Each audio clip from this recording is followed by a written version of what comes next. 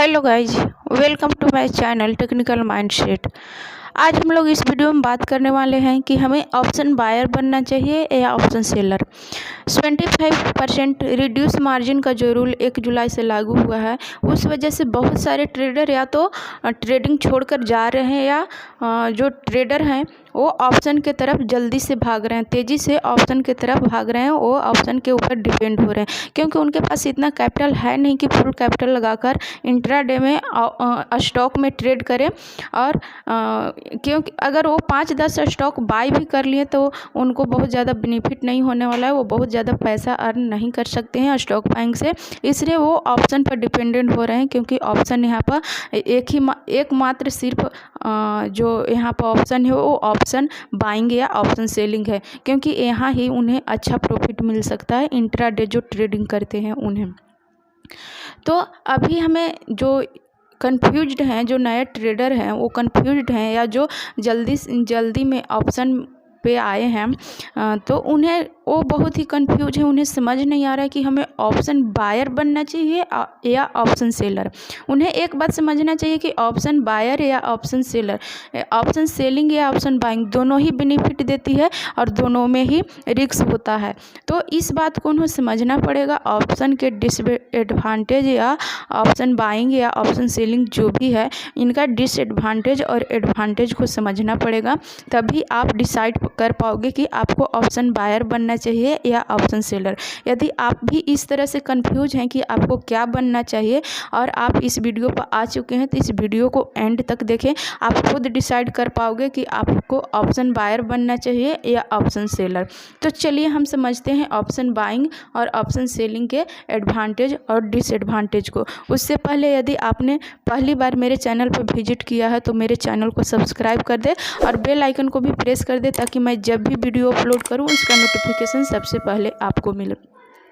तो option buying में option buying या ऑप्शन सेलिंग में जो फर्स्ट थिंग है वो है रिक्वायर्ड मार्जिन। ऑप्शन बाइंग या ऑप्शन सेलिंग में जो पहला चीज़ है वो रिक्वायर्ड मार्जिन। यदि आप 200 का कोई ऑप्शन सेल कर रहे हैं तो आपको 1 लाख से ज़्यादा पैसा यहाँ पर लगने वाला है, लेकिन ऑप्शन बाइंग में आपको मात्र 5,000 रुपया लगेगा। कितना? मात्र 5,000 रुपया।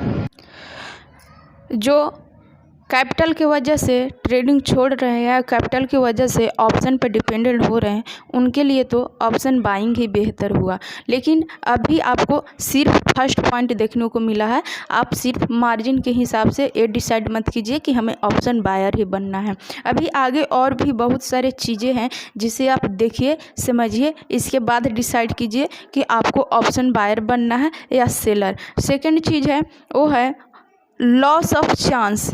ऑप्शन बाइंग और ऑप्शन सेलिंग में लॉस का चांसेस कितना है? तो एक सर्वे के मुताबिक जीरोधा का जो चेयरमैन है उन्होंने अनाउंसमेंट किया है कि ऑप्शन जो सेलर होते हैं उनके पास लॉस करने का चांस मात्र 30% होता है, क्योंकि उनके पास टाइम वैल्यू जो घटता है उस वजह से उन्हें प्रॉफिट मिलता है। थीटा और क्या बहुत सारी चीज़ें होती हैं। थीटा जो टाइम वैल्यू होता है, इसके वजह से प्राइस गलता है, धीरे धीरे होकर जीरो हो जाता है। इस वजह से ऑप्शन सेलर को है ये चीज़ का बेनिफिट मिलता है। तो यहाँ पर ऑप्शन सेलर जो होते हैं उनके पास लॉस का जो चांसेज होता है वो मात्र 30% ही होता है। लेकिन ऑप्शन बायर के पास उन्हें क्विक डिसीजन लेना पड़ता है, उनके पास फास्ट मोमेंटम का चांस होता है। अगर उनके पास फास्ट मोमेंटम नहीं हुआ तो वो वहाँ पर अपना मनी लॉस कर देते हैं। तो यहाँ पर ऑप्शन बायर जो होते हैं उनके पास लॉस का चांसेस 20% होता है। अब चलते हैं थर्ड पॉइंट के ऊपर। थर्ड पॉइंट में आप देखेंगे कि यहाँ पर लॉस ऑफ प्रॉफिट का जो चांस है वो कितना है। तो ऑप्शन बायर में अभी मैंने बताया कि ऑप्शन बायर के पास टाइम का वैल्यू जो घटता है, धीरे धीरे एक्सपायरी की तरफ हम जाते हैं, उस वजह से जो प्राइस होता है, एलटीपी होता है, वो घट के धीरे धीरे जीरो हो जाता है। तो ये चीज़ का उन्हें बेनिफिट मिलता है, उनके पास प्रॉफिट का चांस होता है और 20% होता है। लेकिन बायर के पास, उनके पास क्विक डिसीजन लेना होता है, उनके पास फास्ट मोमेंटम होती है, तभी वो पैसा गेन कर पाते हैं। इसलिए ऑप्शन बायर के पास जो प्रॉफिट का चांस होता है वो मात्र 30% ही होता है।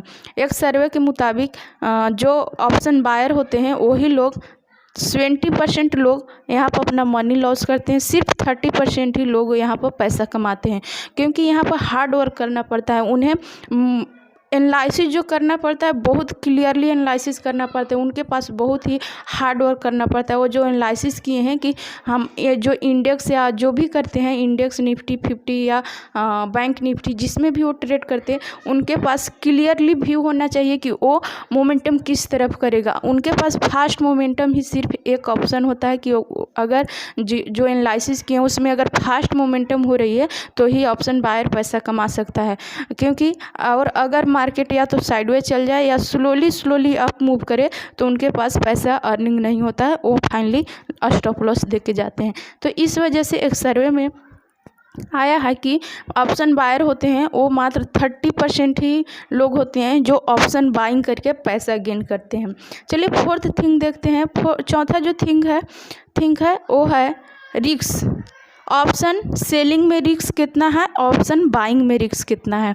तो ऑप्शन सेलिंग में जो रिस्क है वो अनलिमिटेड है, क्योंकि आपने कोई ऑप्शन है, बैंक निफ्टी का ही ऑप्शन है, जिस स्ट्राइक प्राइस का आपने ऑप्शन बाइंग किया है, वहाँ ऑप्शन अगर आपने 200 रुपये में बाई किया है तो वो हो सकता है कि वो 400 रुपया चला जाता है, क्योंकि कभी कभी फास्ट मोमेंटम इतना तेज़ होता है कि एकदम 5 मिनट का कैंडल अगर 200-300 पॉइंट गिरा तो बहुत तेज़ी से वहाँ पर प्राइस बढ़ जाता है, एलटीपी बढ़ जाता है। तो यहाँ पर जो ऑप्शन सेलर होते हैं, ऑप्शन सेलिंग में यहाँ पर रिस्क जो होता है वो अनलिमिटेड होता है, लेकिन ऑप्शन बायर के पास जो रिस्क होता है वो लिमिट होता है। क्योंकि अगर 100 रुपये का उन्होंने या 200 रुपये का ही आप मान के चलिए, 200 रुपये का स्ट्राइक प्राइस उन्होंने बाई किया है, 200 रुपये में कोई स्ट्राइक प्राइस बाई किया है, तो वो फाइनली जाके जीरो होगा। तो उनके पास जो रिस्क हुआ वो 200 रुपये का ही रिस्क न हुआ, पर लॉट उनको मान लीजिए कि 5000 रुपया ही लगा,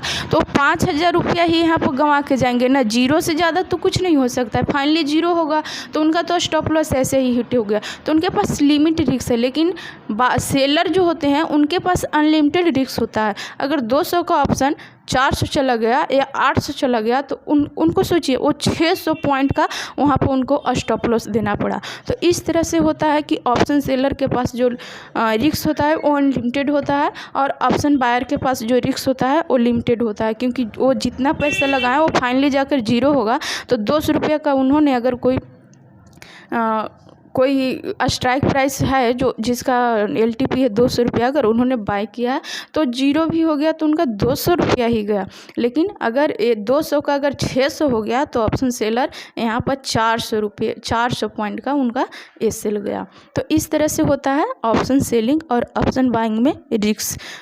पांचवा जो पॉइंट है वो है टारगेट कितना होगा। ऑप्शन सेलिंग जिन्होंने सेल किया है उनका टारगेट जनरली जीरो होता है, क्योंकि 200 रुपये में उन्होंने सेल किया है तो उनके पास टाइम डीके का जो बेनिफिट होता है वो फाइनली एक्सपायरी के दिन जाके जीरो ही होना है। कोई भी स्ट्राइक प्राइस का कोई भी एलटीपी हो उसे फाइनली जा कर के जीरो होना है।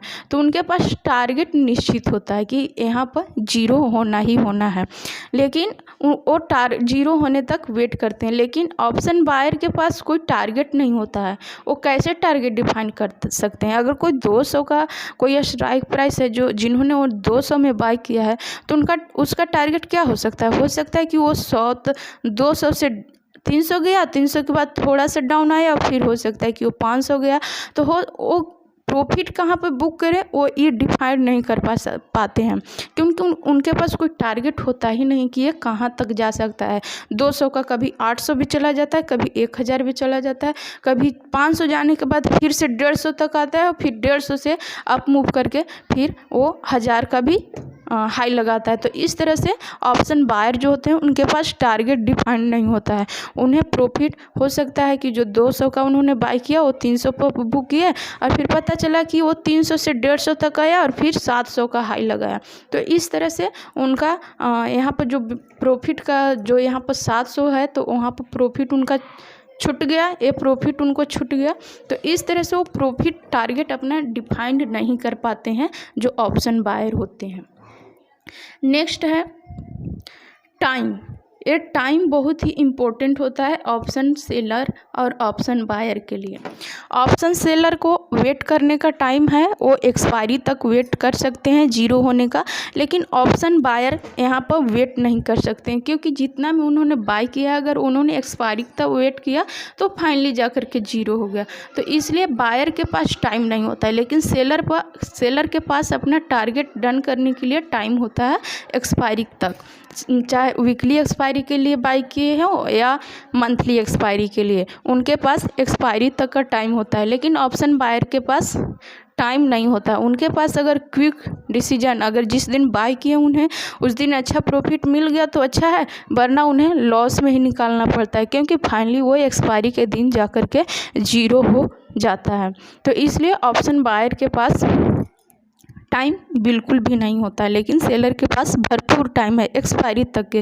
वो ट्रेड लगा करके एक्सपायरी तक निश्चिंत होकर के सोच सकता है, लेकिन ऑप्शन बायर यहाँ पर सो नहीं सकता। उन्हें फास्ट डिसीजन लेना पड़ता है, या तो अपना ट्रेड एग्जीक्यूट कर दे लॉस में, या फिर जीरो होने तक वेट करेगा तो उसे फिर तो फाइनली जीरो पर जाके टारगेट बुक करना पड़ेगा।